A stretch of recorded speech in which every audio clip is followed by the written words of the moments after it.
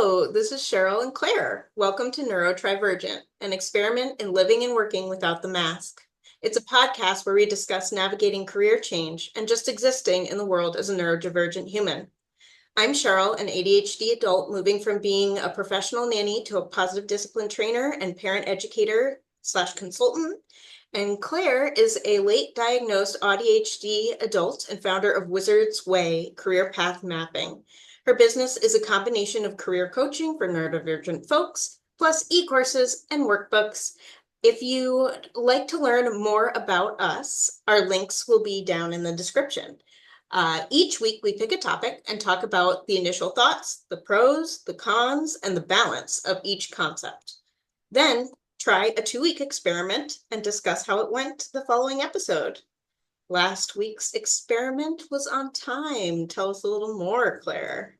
Excellent. Yeah. So after our really fun discussion on time, I threw out the idea or the challenge to both Sheryl and I and whoever else wanted to pick it up um, to change your relationship with time in one way.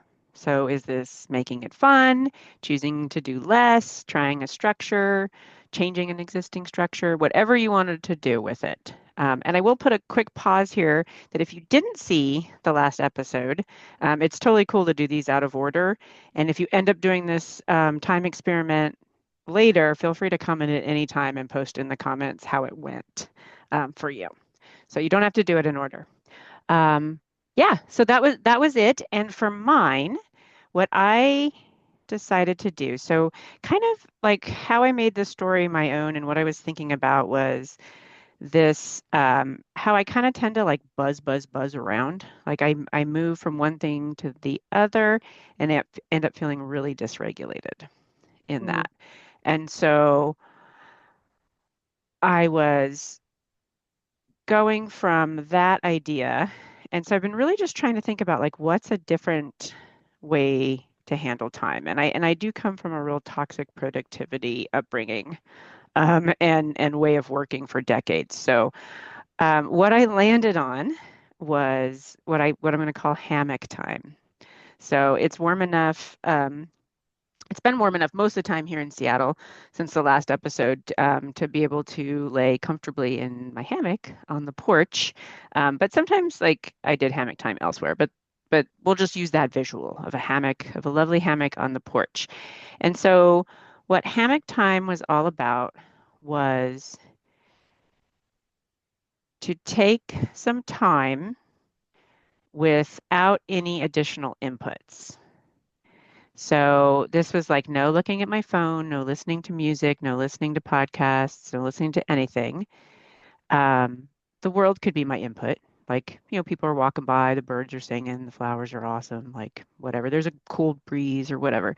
So there's still inputs of the world. So it's not like sensory deprivation, but I wasn't adding anything to that environment.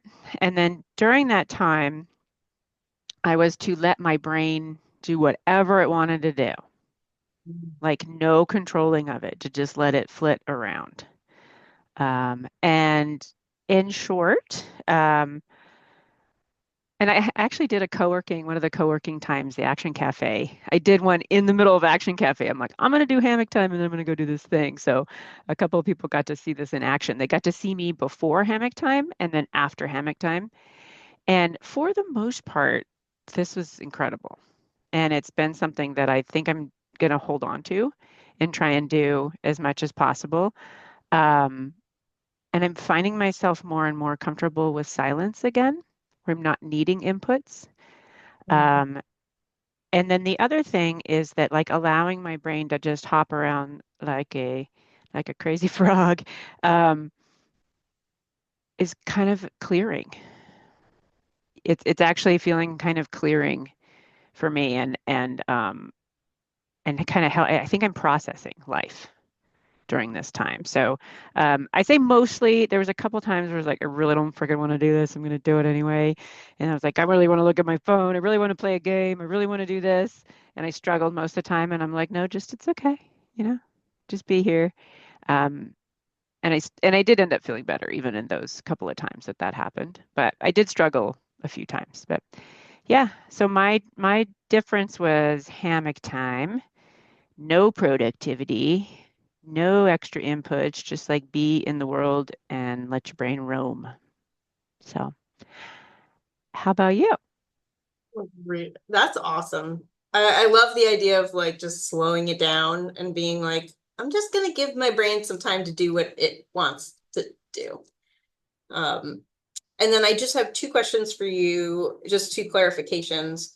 Would you be able to explain a little bit about what toxic productivity is? I know that one of our people in the last, one of our Hmm. watchers was asking me about that. Oh, Uh, excellent.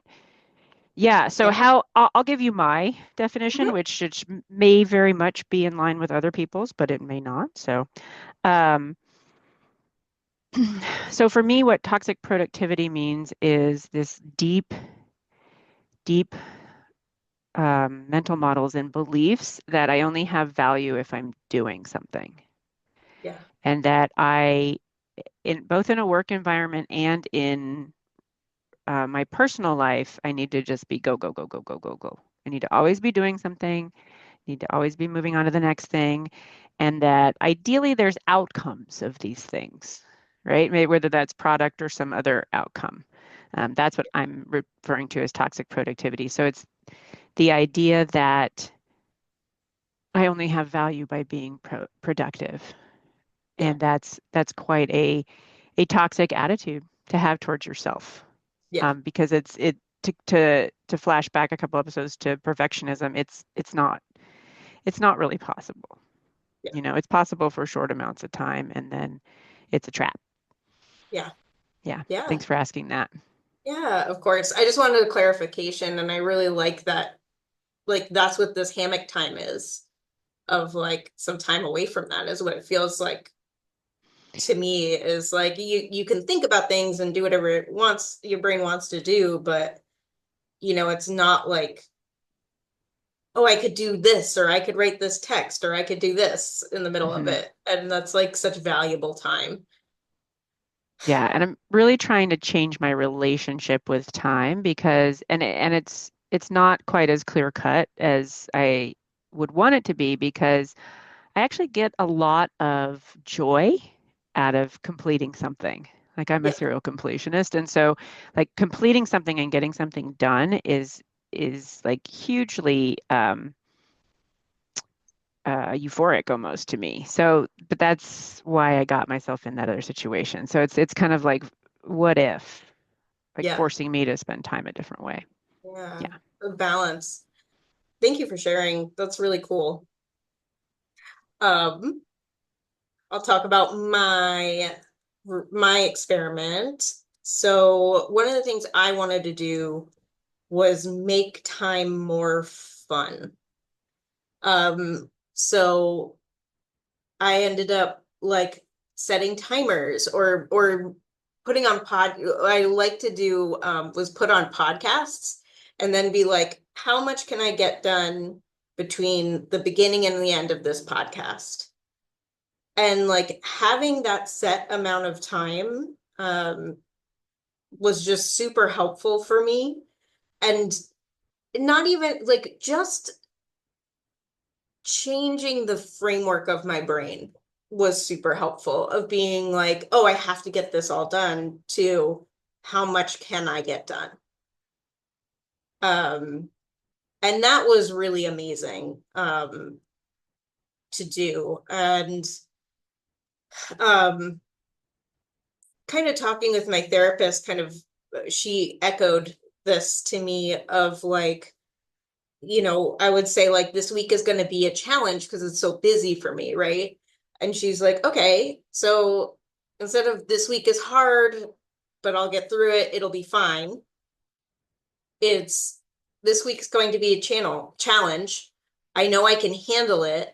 I'm proud of what I got done, whatever that is. So it's like almost like this perfectionism time blend of Mm-hmm. like, you know, it's so much less stressful. The time, if just looking at it a different way can help, and practicing that mindset can help make the time that you're spending doing whatever it is you're doing so much less stressful. Um, because it's like, you're sitting there and you're like, I don't want to be doing this. I hate this, da da da da da da. And then, but if you're like, all right, let's see what I can do. Let's see what I can get done. Like I did the thing I hate doing, which is cleaning the tub and shower, which I've been avoiding, unfortunately, for everyone involved for a while. And it was just it was such a more joyful experience when I could be like, all right, let's just see how fast we can get this done. Let's just, it doesn't, like, let's just see how quick it can be. Let's just, we're going to do it. I came up with like a strategy for how to do it. And like, it became, yeah, like a game of like that. And I've tried a lot of different gamification things and they don't really work for me.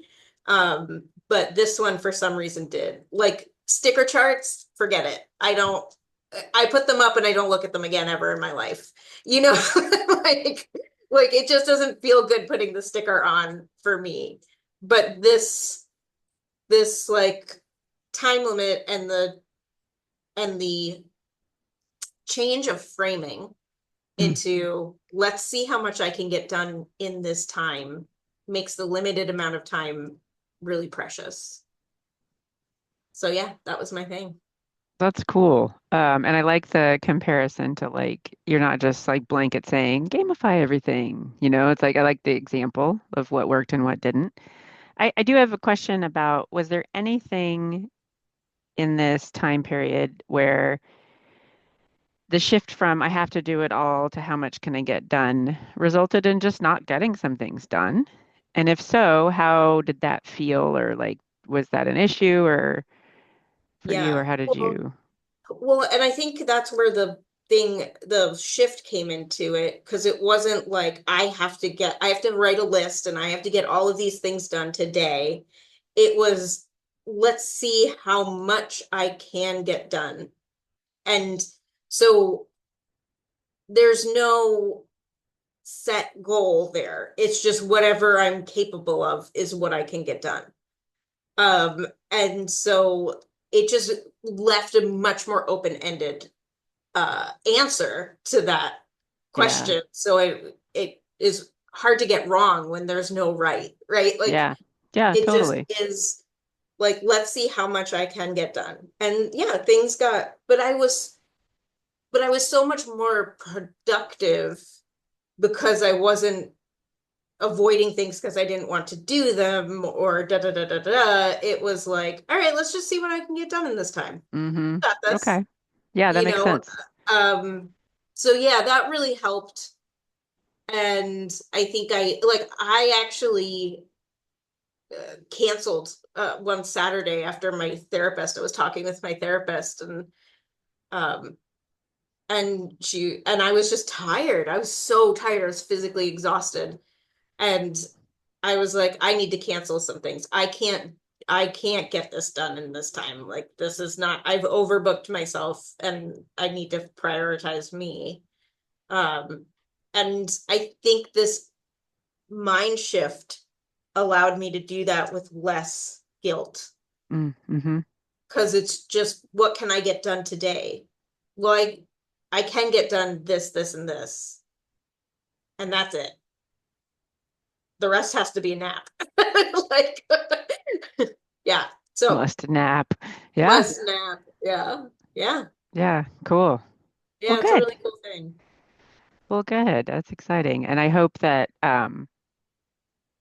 again, if anyone decides to try this at any point in time, that they share kind of how it went for them, the good or the bad or the in between. So, yeah. All right. Do you feel comfortable moving on to our topic today? Yeah. Let's do it. Okay. So, our topic today is toxic positivity. And so, let me just throw some initial thoughts out there. And I will say, full disclosure, I have not thought much about this, so I'm like going to be shooting from the hip quite a bit. I am coming back from travel, and it was an absolutely lovely trip. Um, and I don't transition well. And I just still haven't, I've only been back like 2 days and I'm still just like a little bit out of it. So I think I'm going to actually light a yellow candle for communication, because so the hope that I can make some sense today, because I'm feeling a little bit all over the place. So my initial thoughts about toxic positivity is that I want to always say toxic productivity and mess it up, because I've thought a lot about that. Um, I have thought a lot less about um, toxic positivity. And I think that the reasons around that are that I've had a lot of success personally, around like positive attitude stuff. So, and I know that's not what we're talking about here, but I'm still very much in a space of really having to kind of feel into when does positivity become toxic, right? Um, and that when it's been a good thing for me personally, how does that coexist with um, where it can go? And I think I'm going to wait to talk more about that. But so yeah, so I think my initial thoughts are just that I think I'm really kind of enjoying sitting in this space and feeling out what it means for Mm, me. So how yeah. about for you? Yeah. Um, I think for me, my initial thoughts with toxic positivity are there's just a sense of exhaustion that I get when I think about it. Like,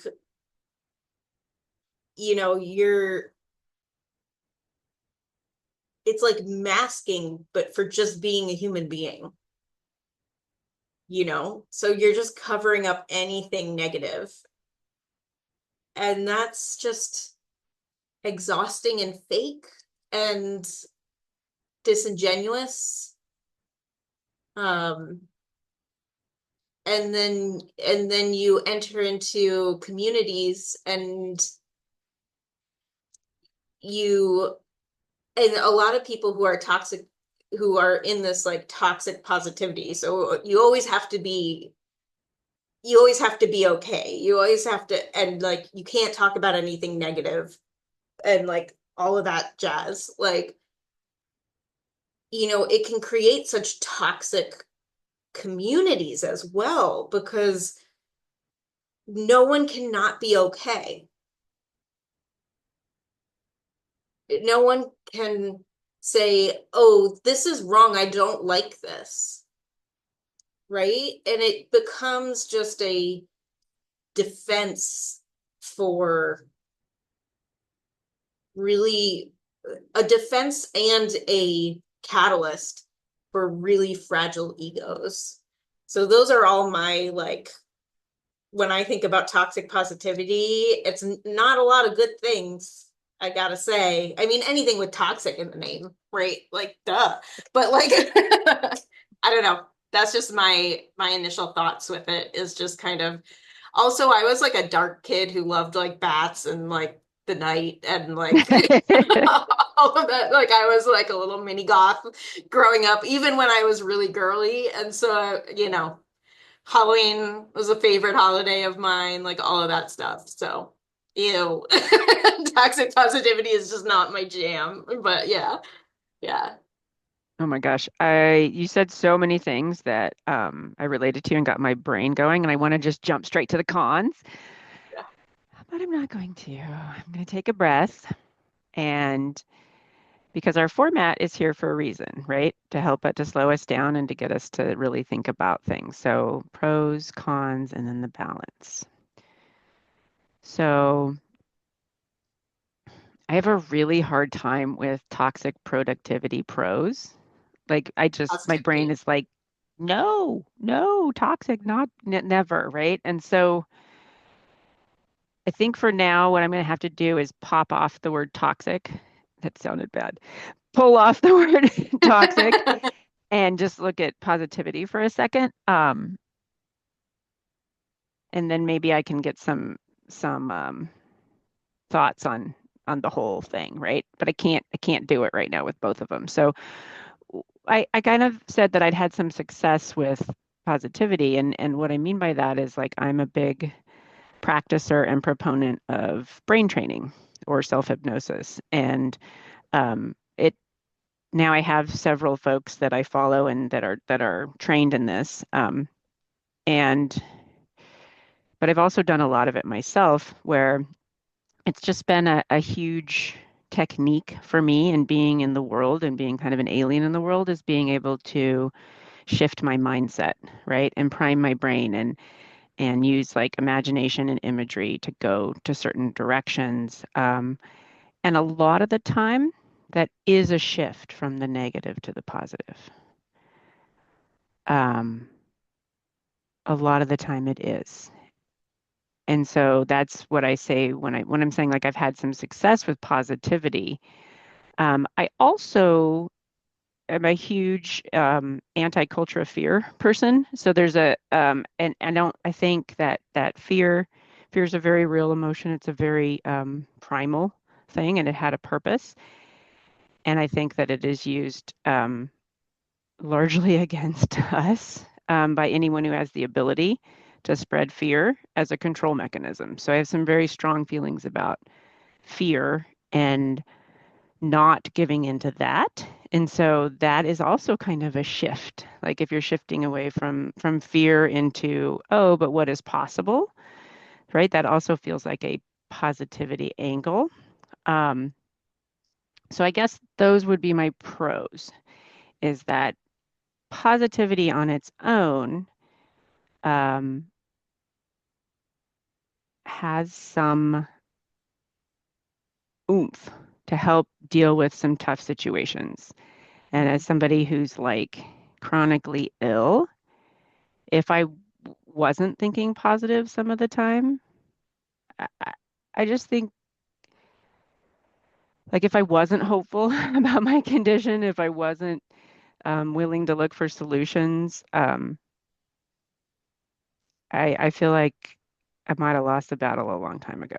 So it feels like, and I'm hearing all the counter arguments in my head too, and I will get that. I will get their head, I promise. But I think that's the positives of positivity for me, is that it can be quite a tool to improve. It has been quite a tool to improve my life and to improve my health and to improve my experience in the world. And I know I didn't totally follow the brief in the assignment, but that's the best I got. So, so let's, yeah.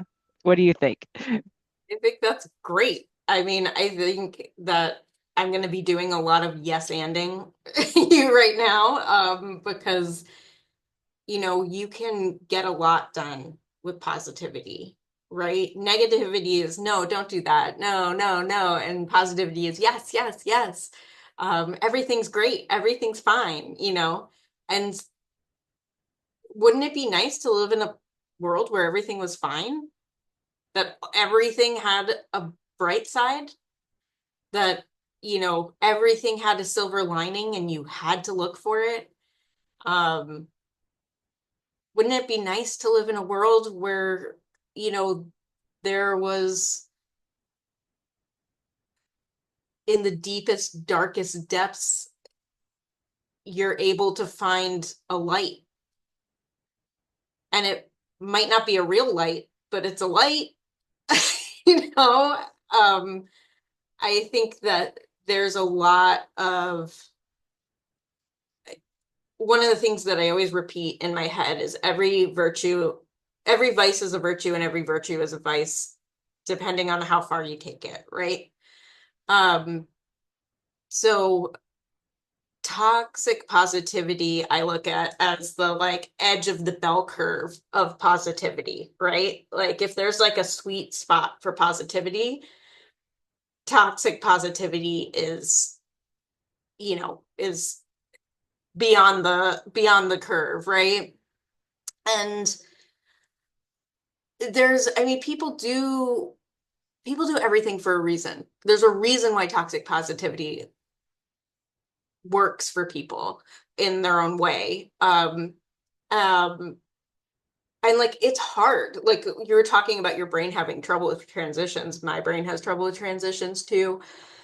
So to constantly be traveling from looking at negatives and gray and looking at positives and going back and forth can just be really hard and exhausting. So if people just cut out half of life, the negative half, and just deal with the positive part, it's a lot easier in that specific instance. Um, not to say anything about sustainability or whatever, that's always pros. That's in the cons section. But like if you're constantly believing in the positive, it's a lot easier and constantly living in the positive, it's a lot easier to call that up when you need it. Um, so that you don't have to bring that up from somewhere. It's just always on the surface. So that's my thing there. Yeah. Yeah. Um, okay. Good stuff. So cons, and I made a note about the virtue is a vice and vice is a virtue. That might be our next experiment. We'll see. Um, we'll see what happens in the next X minutes. But Yeah. okay, so in thinking about this, about toxic positivity, um, and I think it's just kind of w- really like where I'm at right now. And I also think that sometimes it's good to like ground yourself in a topic. So I'm going to look at it from a really personal standpoint. Um, so I heard you say, covering up anything negative, always having to be okay. And what just started just screaming at me was ableism.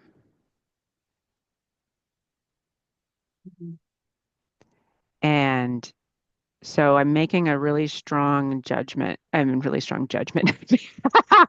Woo, I am making really strong judgment against toxic positivity, but I'm making a really strong connection right now to um, everything having to be okay, to like pulling that and I'm going to talk about the body, but I also was really strong in my head was thinking about mental health and having to deny that mental health issues. So, but I'm going to leave that one open for you if you want it.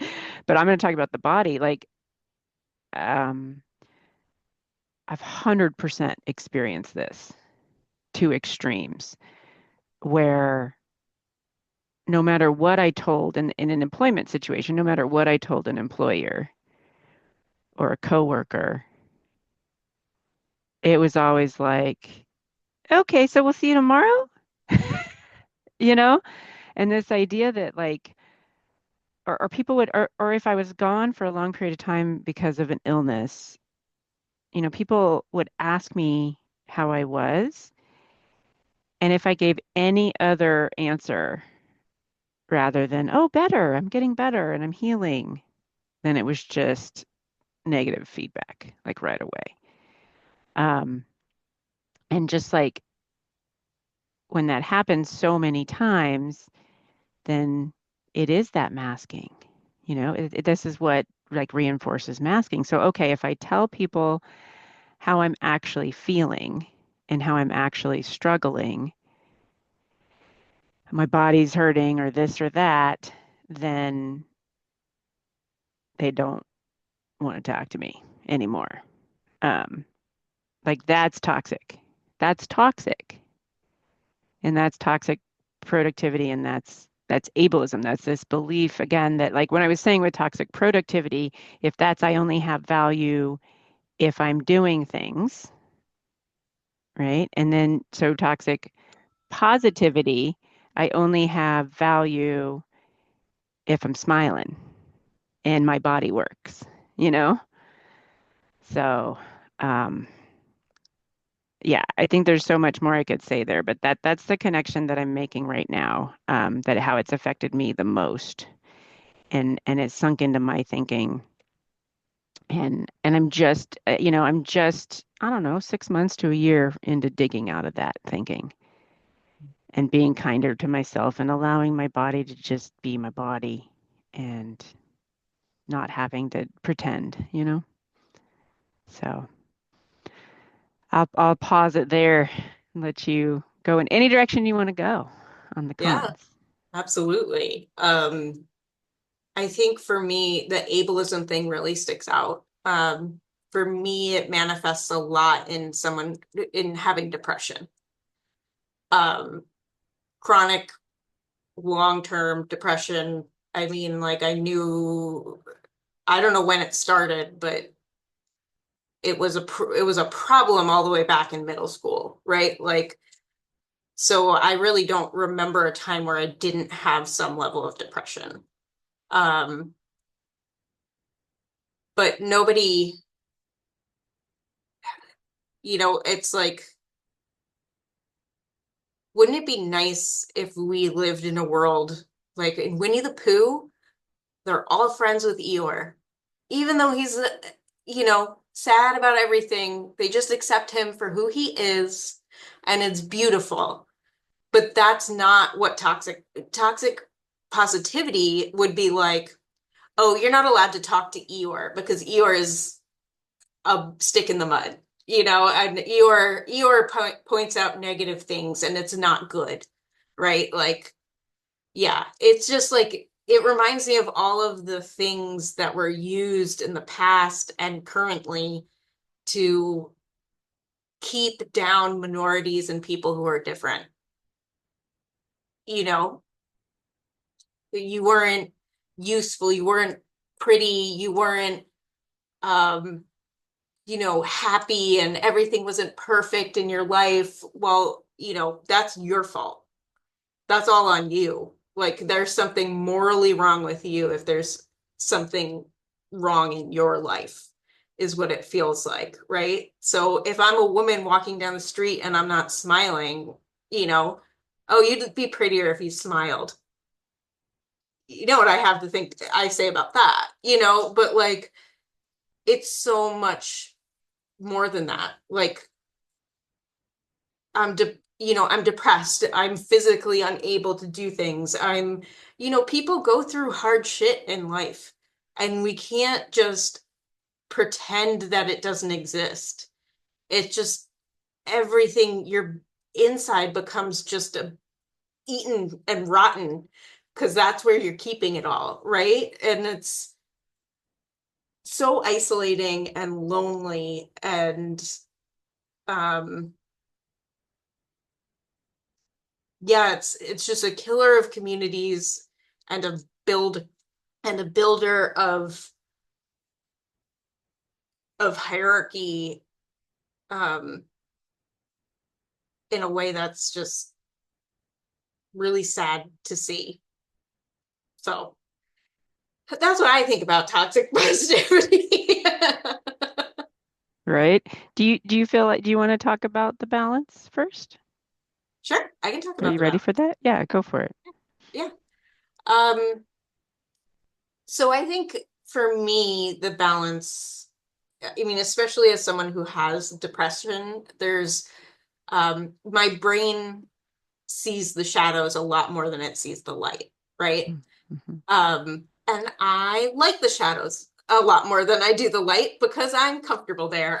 I think we talked about vampires earlier in this podcasting thing. So that's definitely where I would be. And so, yeah, just being in a positive place is really healthy for me. Being in a place um, that's positive gives me the strength and the will to grow. Um, and doing that while honoring the negative and the hardships and the truth of the situation you're in, um, is also like finding that balance between there. And I think the term that just hit me right now actually was authentic positivity. Mm-hmm. versus toxic positivity, right? So it's, what am I authentically happy about? As a geeky nerdy girl, there's lots. Like like I love all different types of art and um and movies and TV shows and books and just actual art and going outside and it's springtime. Like there are a billion things that we can be grateful for and very loving of, um, while still holding a space for the things that are hard. They don't have to be mutually exclusive. Um, and so that can be a balance. Um, for me, that's where I feel like the balance is authentic positivity, Yeah. living in that space that's real and true to myself, but also having the hope to go forward and make it better or appreciate what is good about it, Mm-hmm. already. Um, because if we don't take the time to celebrate our victories with a positive attitude, why in the world are we going to keep fighting? Yeah. Um, so yeah, I think that in there is the balance of, you know, hope and realism and authenticity. Yeah, that's it for Yeah. me. Yeah. Good stuff.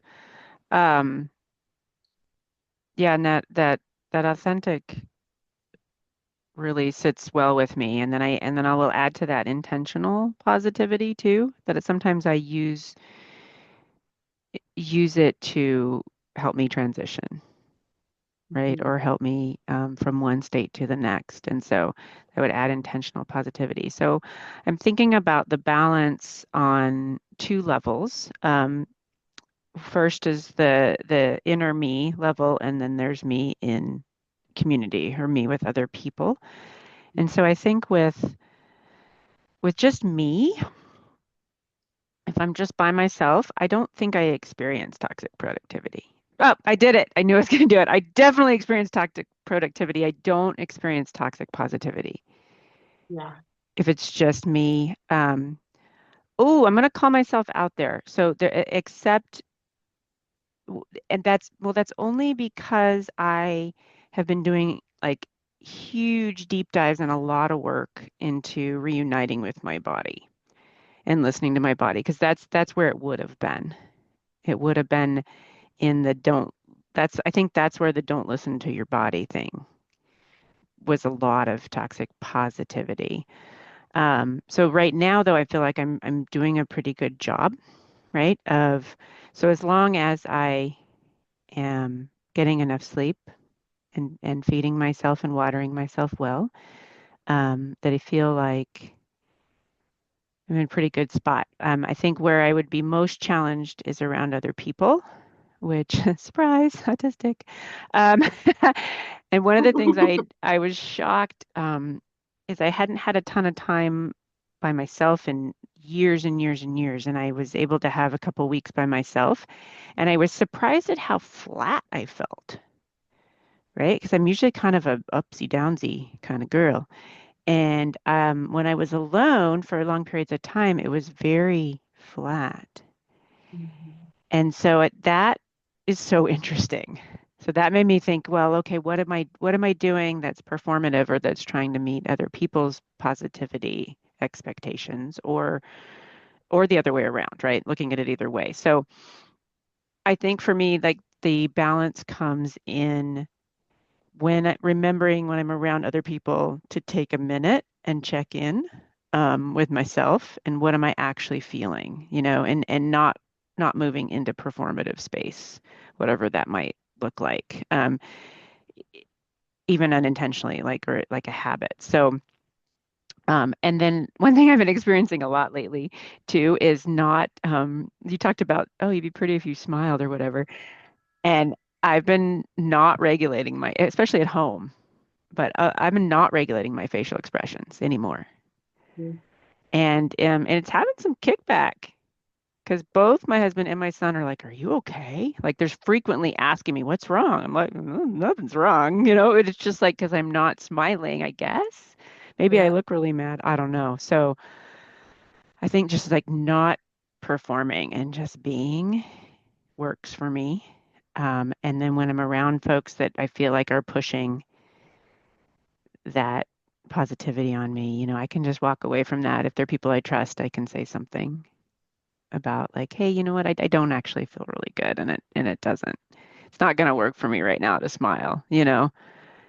But if it's people I don't trust, then just walking away from it and not being around that, just as I wouldn't want to be around a bunch of negativity, Mhm. that wasn't mine. Yeah. So yeah, good stuff. All right. Well, if you're okay with it, I think we can kind of wrap it up. Yeah, I'm Okay. good. Yeah. Um, so based on what we've talked about today, what is our experiment going to be for the next couple of weeks? Um, I am really still feeling, and if this is too abstract, let me know. Um, I'm really still feeling this every virtue is a vice, every vice is a virtue. Yeah. And so I guess the challenge there is that looking at the sides of positivity in your own life, right? So looking at how it shows up personally, looking at how it shows up from outside pressures. Are there things that are happening in your world that are still pushing you into acting like everything's okay when it really isn't? And then on the flip side, are there times when you could really use a little bit more Hmm. positivity because your wiring, your habit, your out, and by you, I mean the us, you as Yeah. a Yeah. human. I gotcha. Is there a time when my programming is just sending me in a negative direction based on past experiences? So Yeah. that concept of vice and virtue, looking at both sides of that, I think is Yeah. the challenge. Yeah. Yeah. And So when does yeah. it, what is the boundaries of that? Hmm. Like mapping out the boundaries of positivity Yeah, is kind of the thought process that I'm coming in at it. And does that sound exactly. right? Okay. Exactly. And maybe just doing a little temperature check on I'm thinking about checking myself. I'm saying, oh yeah, I'm by myself. I'm great. Is that true? Is that Hmm. really true? I'm curious to think about that a little bit more and find out. Yeah. And if that's not true, then that'll give me something else to think about. Yeah.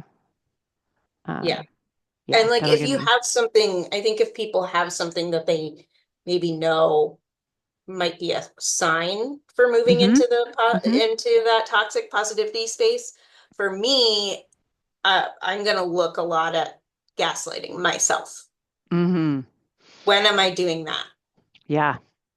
Like, when am I gaslighting myself? Because that's kind of a toxic positivity trait. Like, Yeah. What's an example of what you might say to yourself in that situation? Is it just like that's not happening or yeah, or it's oh, this is fine? fine. This is fine. Fine is like a trigger word, I realize. Yes. Yeah, that's It's what for I was me. just thinking. Maybe this Yeah, is it's the like, oh, this fine is fine. challenge. Everything's fine. And it's like that meme of the dog in the fire.